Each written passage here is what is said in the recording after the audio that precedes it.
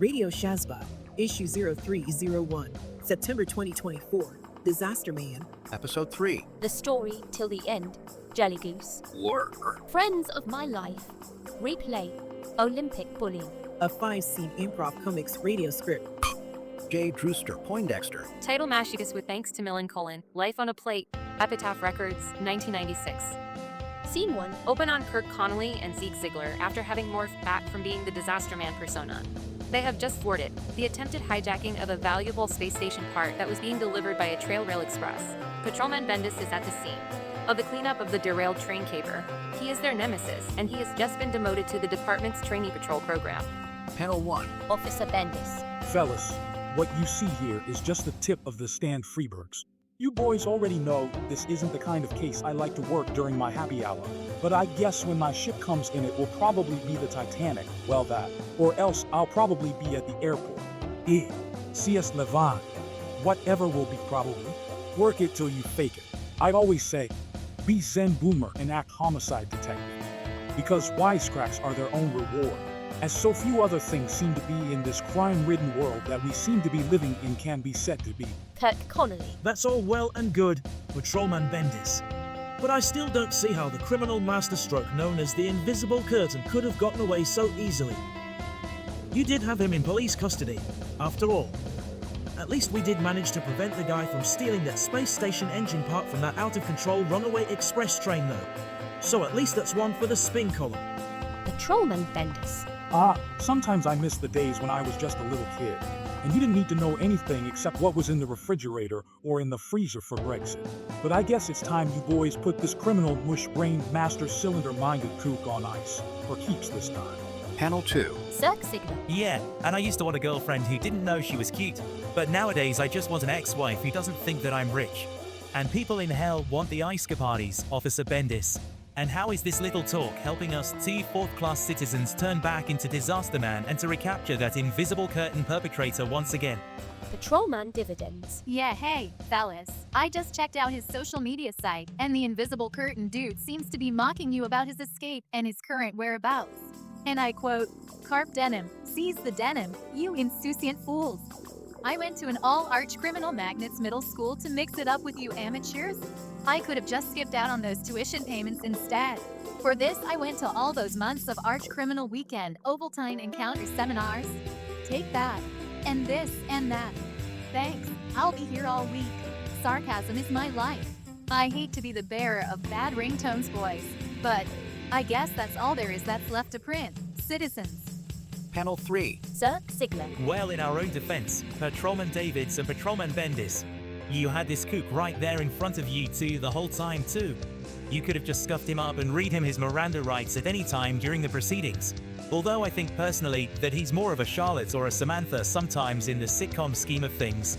You had him right there in your clutches, officers. He was just waiting for the next X body spray to fall. That is, if you ask me. Patrolman Dividends. Well, you seem to be all about the X's today, Zeke Ziegler. And that's enough to violate the terms of our payroll and your parole. You're just as guilty as any of us in letting the Invisible Curtain escape. But it's a minor detail, really. Oh look, below the Invisible Curtain's head she's social media site. There's this cute ad, and it says, "People who are afraid of words are often confused by their actual meanings. Take our quiz." How inconceivable that this would pop up here. Zeke Ziegler. Say, let me see that Fastbook page. And then it goes on to say, lots of COs are sociopaths, but not all sociopaths are COs. And then there's this cute, mysterious little Zen diagram thingy underneath it. Well, like they used to say down at the Walgreens pharmacy night shift, my old job. You do want your customers to be a little bit afraid of you. It just makes the common sense, really. Panel 4. Kirk Connolly. Well, it's better to serve at a Hardee's than to rule at a 7-Eleven, I always say. How many times are you going to delay our science hero work today, Patrolmans? Hey, this head cheese social media site also gives us a clue to the Invisible Curtain's local whereabouts. Or thereabouts. Look at that URL address. We'll need to set down a parameter in his district. It looks like he's living on the barbershop and automotive parts store side of town. Patrolman Dividends. Now hold on, we'll do the police work here. There's a neighborhood health club on his people you might want to, but no. Contacts list. We want you boys to go where the girls are working in the middle of the afternoon. but where the boys aren't working in the middle of the afternoon. We want you citizens to search the health clubs in that part of town. Kirk Connolly. Say, I have a hunch, and judging by his vacation photos, I think the invisible curtain might be a workout nut too. I want you boys working undercover at these health spa clubs until we can tighten this dragnet a little bit tighter. We've got to stop him before he tries to steal any more of these outer space spaceship parts. Those spaceship things are for rich people's use only. Panel 5. Zerk Ziegler. It shouldn't really be a problem there, Patrolman Bendis. But say, when did we, as Disaster Man's two-person secret identity, start taking orders from these two mere beat-up cop neighborhood patrol personnel? It's like another episode of Tom Waits. Don't tell me, in here again today. It's almost like the logic has been drinking. All of the hyperbolic meta-hysterical reality needs another haircut. Zeke Ziegler. Yeah, and more than usual, Kirk, old buddy. These cops are turned up to an even louder 11 button on the maroon zap level of stupid with a vengeance. Why should we have to capture the same criminal 2 times today? Besides, we just want to go back home and work on our website, in strictest confidence, you know. We're trying to drum up some better paying social causes for our science hero gig as the Disaster Man. Sheesh. Panel 6. Patrolman Bendis. Well, the city police force is kind of a little short-handed these days, boys. No thanks to some recent local bad publicity that you might have heard about in your travels. And I hate to be a stickler for the traffic details, but I, Patrolman Brainy Marcos Bendis, hereby deputize you 4th-class citizens to be honorary detectives of the Cleveland Police Department. Patrolman Dividends. There. Now you won't have to see any action as those super dudes in this entire episode. Just like in all those unfortunately unactionable, deconstructivist, marbled comics book back issues that Patrolman Bendis' dad, Mr. Bendis Sr., was responsible for in the mainstream 1990s comics book eras. Now, go for it, and do your worst, fellas. These rich people space programs are counting on you. Zeke Ziegler. Glosh. Kirk Connolly. Glosh. Zerk Ziegler. So like, do we just pay the cashier for these neat badges and these chill-out new undercover uniforms on our way out of this train wreck, or something? Scene 2. At the Internet Criminal Wing of the Nebraska Island State Prison, the criminal operative known as the BMX Bandit schemes to convince secret government agent Leon Buster Rhymes to get him a weekend pass for outside of the Nebraska Island prison equal. It is the occasion of his 12-year-old daughter's birthday. The internally corrupt Internal Affairs Department of the government agency schemes to help with the internet criminal's weekend pass and/or his escape. Panel 1. Meanwhile, On an intentionally scrambled, maximum security cell phone call-in line, an exchange between the cybercriminal double agent known only as the BMX Bandit 2 and the covert government operative Lee and Buster Rhymes is in mid-occurrence at the Nebraska Island Security Prison off the coast of Cleveland, Ohio. It seemed like only yesterday. the BMX Bandit 2, Mad respect, Agent Rhymes. But how can President Moscow Mouse have had 10 writers writing for him on his most recent concert tour public appearance? It's said that an artist writes everything down, and that a writer writes down everything. But I'm still on that first one though. Really? Panel 2. Agent Lee and Buster Rhymes. Oh, hi, the BMX Bandit. I'm glad that you're in such a play-filled mood today. Well, by your standoffs, anyway. Are you still working on that autoerotic biography of yours? Everybody wrecks their first vehicle. You're basically supposed to... Smashing. Listen, what I want to talk to you about. I got this email in my secret FDA secret agent Dropbox, and it says you want the incorporation to break you out of the Nebraska Island State Prison for this upcoming weekend, so that you can go do a birthday party at your 12-year-old daughter's birthday party on the outside of town in the suburbs. Is that it? The BMX Bandit 2, Well, my Marie is actually 10 years old. But yeah, it's like she's going on like about 85 really. Yeah, I need to get out of here for a few days anyway, kiddo Agent Rhymes. And my daughter's birthday party seems like as real decent an excuse as any. When I was a kid, you'd play Space Station and not go out for 2 or 3 days. But today, these kids like mine play that PlayStation and don't go out for like 3 or 4 years. Plus, I haven't seen her in like ages. Besides, I think that I'm getting highway streptococcus just sitting in here behind these prison bars with these other infectious criminals. I've not exactly been living in my own private Aspen, Colorado there. Oh, Agent Rhymes. Panel 3. Agent Rhymes. While you did get the canceled X-Mass cards with the automatic weapons and the 8 tiny reindeers we had her send to you, didn't you? I mean, we've been keeping up with our end of the bargain. Are you still making progress on the Beetlejuice space lasers that we've been, encouraging you to develop and design in the, hidden secret laboratory here at the prison? that we provided for you secretly and free of cost. Like we said we would. The BMX Bandit 2. Oh yeah. I mean, I guess so. I can play Tetris on the Photoshop 360 now. I mean, that's real progress, right? Agent Rhymes. You know, Mr. BMX Bandit 2, you're a lot safer on the inside of that federal prison than on the outside of it. Oh, we could have put you in a private for-profit healthcare facility. Oh, but one that refuses to acknowledge the COVID-19 restrictions.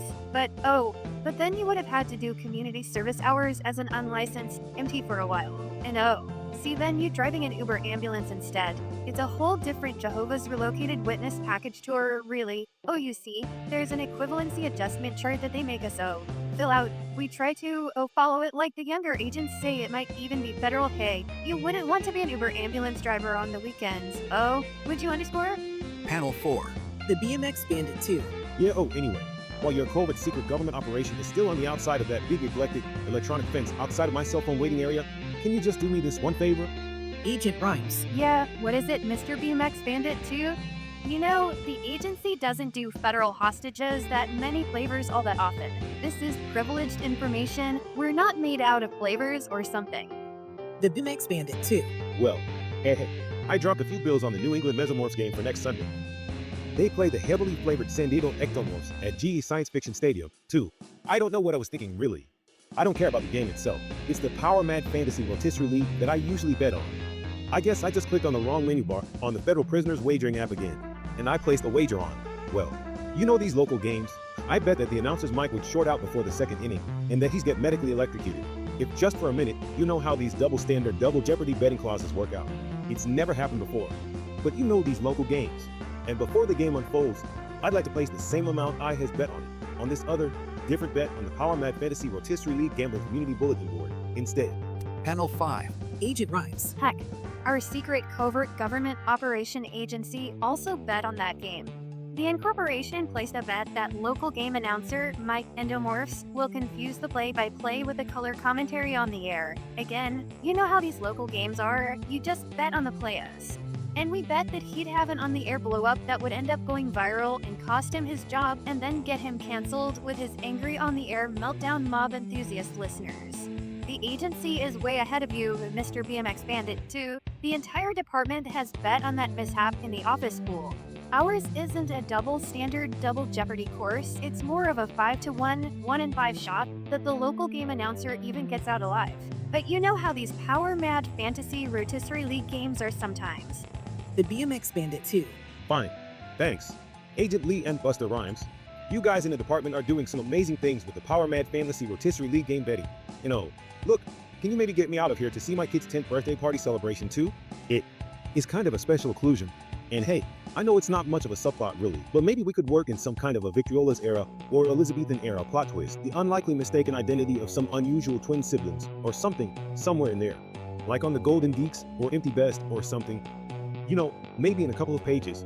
But the tetherball really is in you guys' legal court about this one though. Agent Kiddo. Panel 6. Agent Rhymes. There's a hapless, hijacked prison laundry truck caper leaving the vicinity from your incarceration wing in about 10 minutes. It should take you to the next checkpoint on the way to see your 10-year-old daughter birthday party. Equal codename BMX Bandit. Keep up the good covert scientific research operations, dude. But we're really going to need some progress on that Beetlejuice space laser. Teenager girl's voice. Well, I only guess that I have an opinion, Stacy Q. Only I don't know exactly what it is yet. But I guess it goes here, so here it goes. If you don't see the clutter, so to speak, then what you need in a boyfriend is someone who only sees the clutter, so to speak.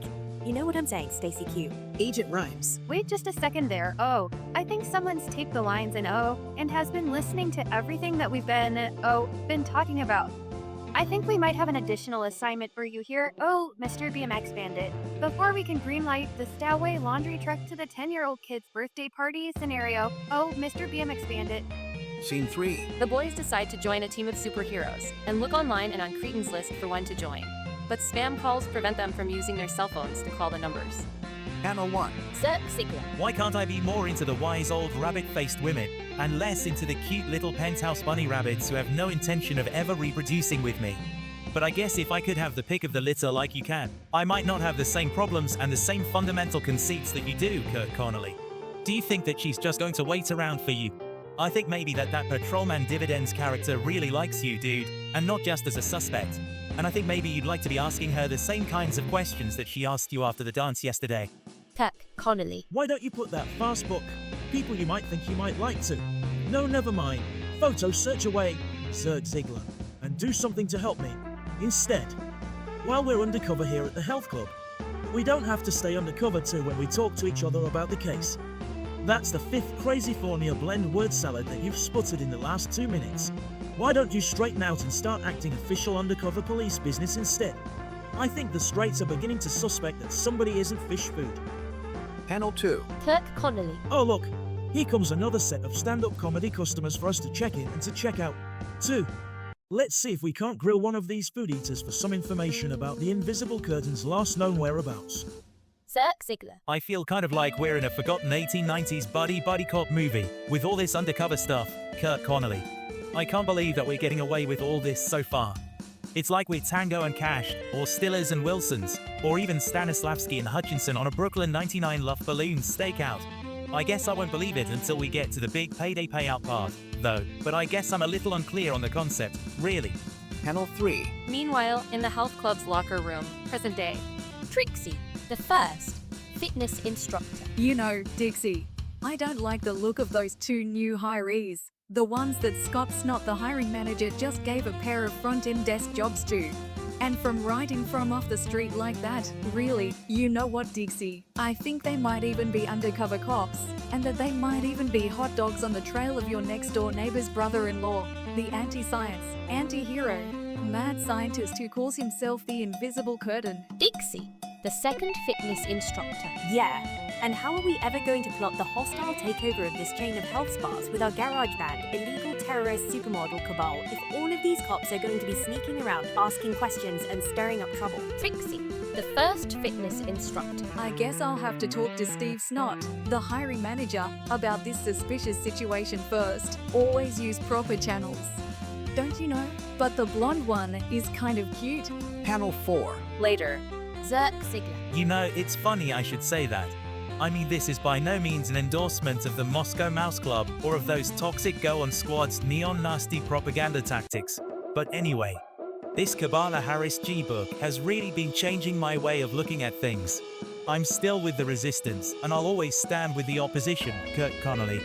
You know they are only here to rescue us from ourselves, really. But listen, here's an excerpt from the latest Kabbalah Harris G book. Here, let me try to read this to you. Kirk Connolly. Well, I always thought we lived in Cleveland not because we needed to or because we have to, but because we're supposed to because of some oversight by the divine forces that are involved.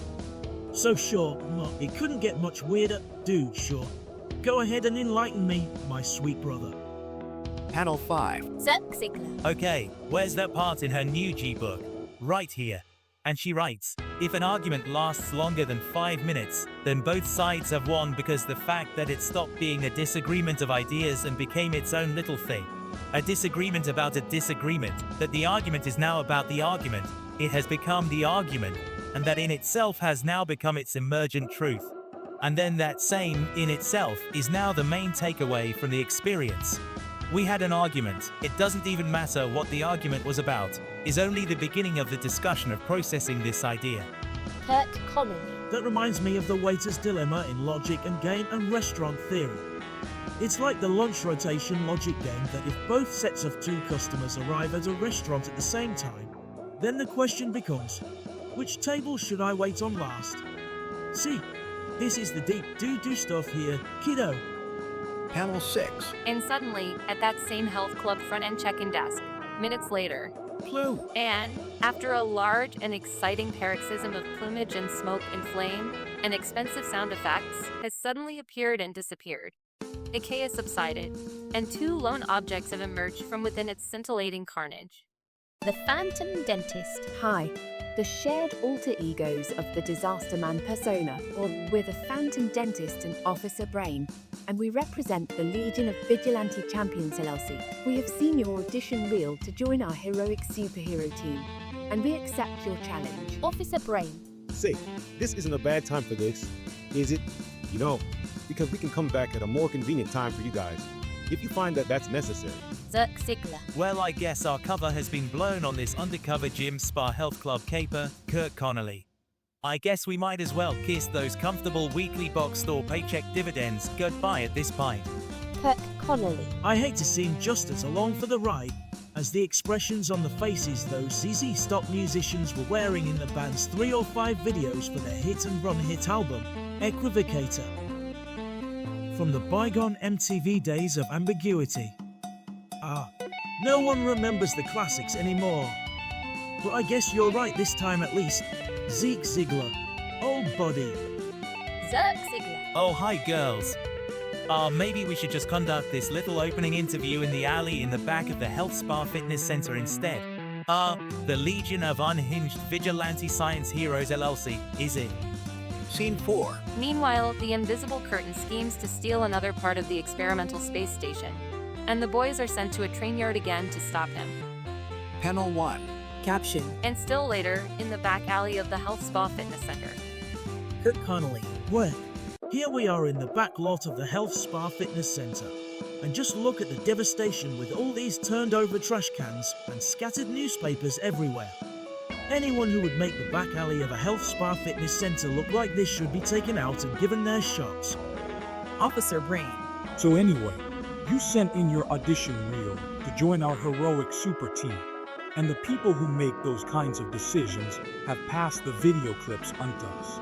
Do you have any more highlight reels that you might be of interested in submitting before we forward the initial tapes to our hiring group, the Federated Legion of Hiring Science Hero Enthusiasts of Super Fandom, but not somehow magically associated with the Post-Minstrel Resource Group, RNC, or the Mothers Against Dungeons and Dragons, and in any incapacity either implied or made explicitly implicit whatsoever?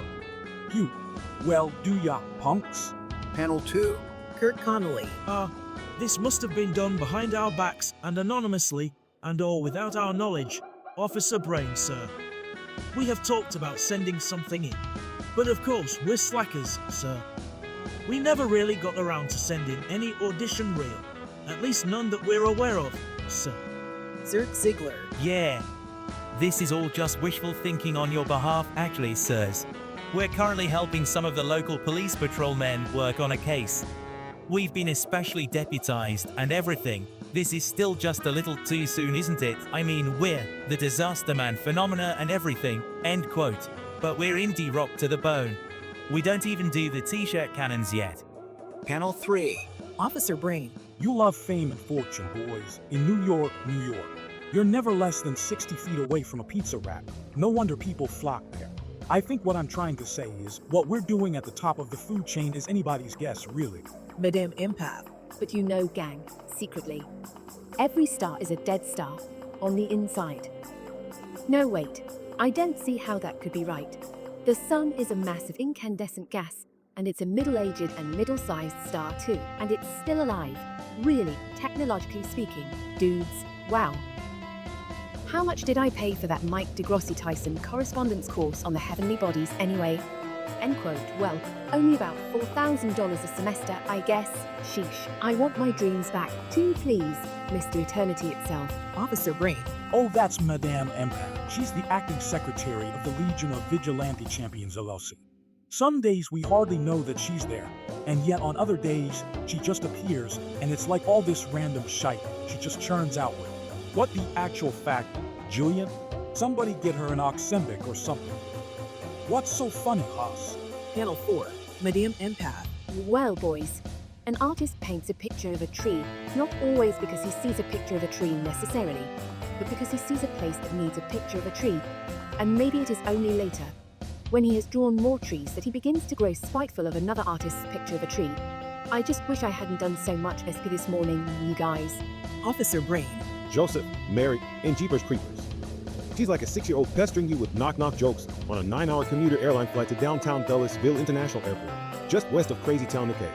And that's been your approach all along, hasn't it, Julian? I know that look. Gee, oh now, I'm out of order. Well, if it's any compensation, you're getting to be just a little too much for my brain as well right now too, darling. Panel 5. The Phantom Dentist. It might be better at this moment to remind you to check that, Officer Brain, that Madame Empress does outrank you in the Legion of Vigilante Champions, LLC. And she does pull much higher in the ratings at the Hall of Legacy Supporters annual conference of Meta-Human Science Hero Boosters Societies, even if it is just a fan site. But who's your noble comrade in this situation? Me-o. Zerk Ziegler. You know those riots that sometimes break out at soccer stadiums? Well, Dr. Kirk Connolly here is a research scientist, so he studies them, and he even causes them to break out for his research purposes. So before this situation tragedy, Doku comedy can get any more dysfunctional, why don't you jokers just buzz the F off? And oh, I'm sorry, was that out loud? Kirk Connolly. Sorry team, but like my better half-wit side said right there, Disaster Man is an indie rock situation to the bones. We're an anti-hero, super sense around, work around, routine.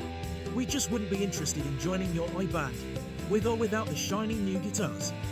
Panel 6. The Phantom Dentist. My mental floss powers of bedside manner perception indicate that the Disaster Man persona is putting up a great indentured hesitation at the suggestion that he be commissioned with the Legion of Vigilante Champions LLC. I am sensing a deep resistance in the cosmic dental chair. His thoughts are like the drill work sergeant calling the left back molar hopelessly abscessed. Is he even worthier of further consideration? Team, in other words, F yows. Yours effing bozos for brains. Panel 6.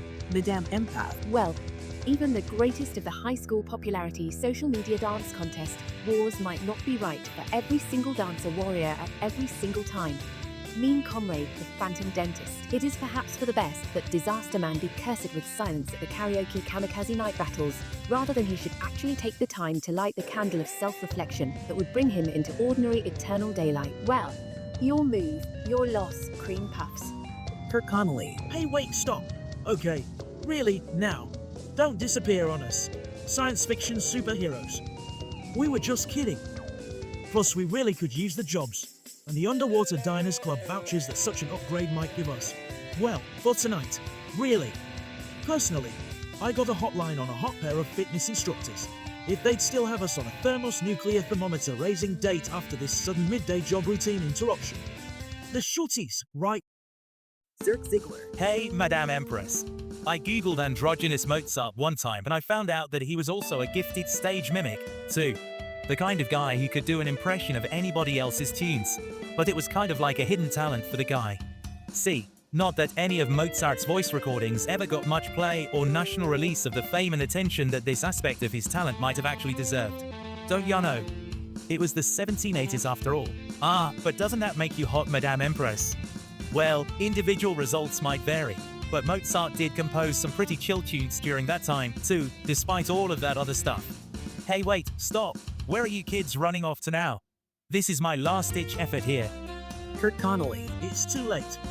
The Legionnaire's disease of socially vigilant playboys for hire, LLC, has disappeared into that maelstrom holograph of molten ectothermology. Copyrights pending.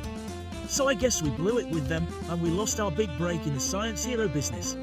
But I hear that the big leagues won't even look at you if you're over 29 years old anyway.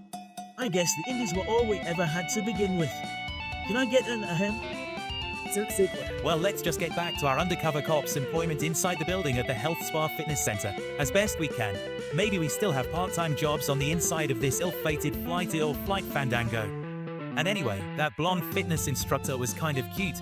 I'd like to make her balk for my Adam's apples in the garden of urbane delights. Speaking of the demon barber, so to speak. Scene 5. Panel 1. Caption. Meanwhile, only back at the Nebraska Island State Prison. Instead, The BMX Bandit 2. So, it was my own tap dancing kid, tapping the cell phone lines here at the federal prison.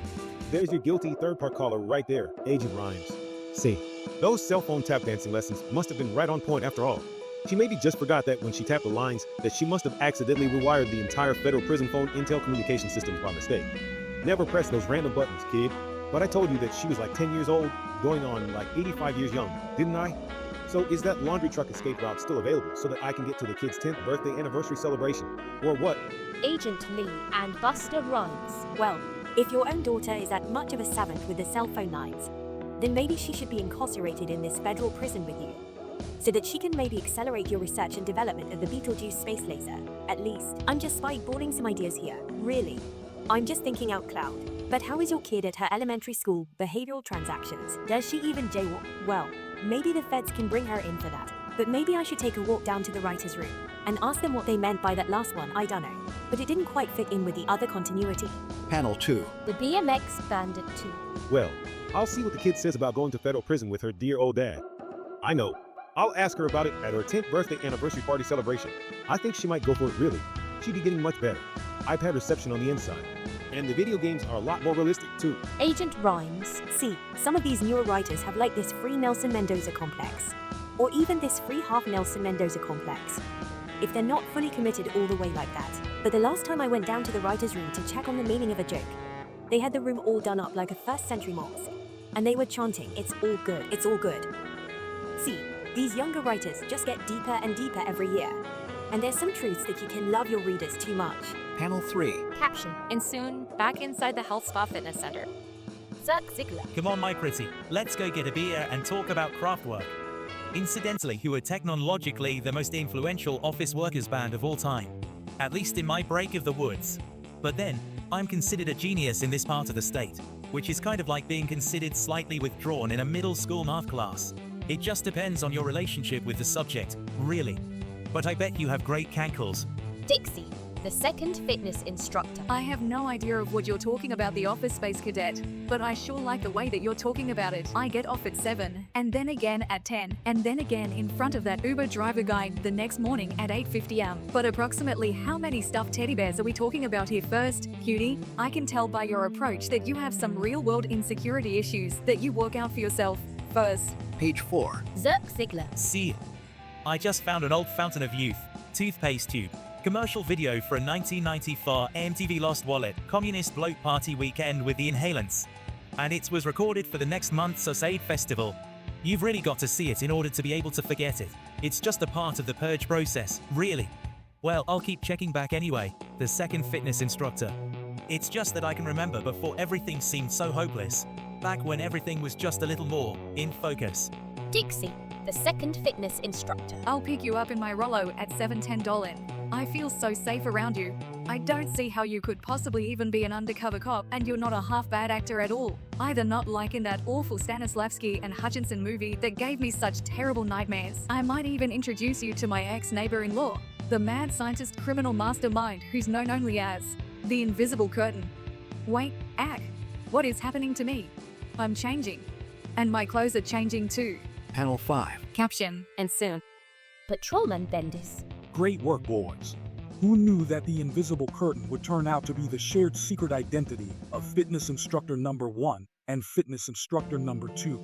And all this time, the girls thought that the identity of the invisible curtain was secretly one of their ex-neighbor-in-laws. Those poor girls. They were like the product of a delusional hit sitcom Psycho Fever dream fantasy or something. Patrolman Dividends. Those poor girls. And then for one of them to pronounce the name the invisible curtain like that. That word being the triggering word that transferred those two girls into that dreaded science villain of the same name. If that name is ever pronounced above a whisper by those poor girls, it might even happen again. With all of that late-night neurolinguistic programming and such not, Kurt Connolly. So, it was just those two girls who were turning into the invisible curtain all along, due to a shouted word that they weren't even aware of was being used as a triggering device. Those poor girls. But for what possible purpose could the girls have for derailing that cargo train and trying to make off with the special spaceship parts that were used for those rich people's space exploration program? Those poor girls. They must have been working for someone else, as a kind of slave worker employees. But who would do such a thing? Panel 6. Kurt Connolly. There might even be an outside operative, with all the know-how and training to pull off a scheme like that in the first-person place or thing. But those two fitness instructors, they sure gave us a good battle. And I think they got their point across. Well, until next time anyway. Zirk Ziegler. But Patrolman Bendis, that might be a double standard you have there, really. Someone who would never think of laughing at a blind man or a crippled man, but wouldn't think twice about pitying two confused criminals if they were random, unrelated females. But that same person wouldn't stop to hesitate in laughing at a stupid person. I hope that you find your someday, Patrolman Bendis. So much for empathy, dude. Patrolman Bendis. Hey, you want a piece of me, Zirk Ziegler? I've had it up to here with your guff and bluff. Suppose I just take off this badge and the automatic squirt gun and put away the phony golf cart. and we just go at it. Mano a mano, Tony Orlando. And suppose we have it out right here like true gentlemen. I'll show you where to tie that yellow ribbon around that old strange fruit. See, I personally think that anyone's psyche can snap like a twig at any moment anymore. And I might just be the guy who's out to prove it. Fourth-class citizen, sir. For your information. Zirk Ziegler. And I don't want any angry Little League letters from any angry Little League weekend, softball Little League parents. Because I just do not care anymore. Now, was it Yogi Berra or Casey Stengel who said that one first? Haha, I am just kidding, ya fourth-class citizen, bonehead. Kurt Connolly. Whew. Well, twinklies aren't considered a real food anymore. Patrolman Bendis, now they're just classified as a frankenfood. And they're just loaded with additives and preservatives. It just sounds like you made a real meal out of them tonight first. Though, you were never in any real danger, Patrolman. Whew. St. Guinness's preserve us. Ha ha ha ha. Next episode. Dr. Ocean and Mr. Ears, Jackal's Soft World, Hyde, Ace Buzzer Frelly, Move Your Killer Crush Car, Airhead. Copyrights 2024. With thanks and respect to Mill and Collin. Life on a Plate, Epitaph, 1996, for the episode titled Anagram Mashubis.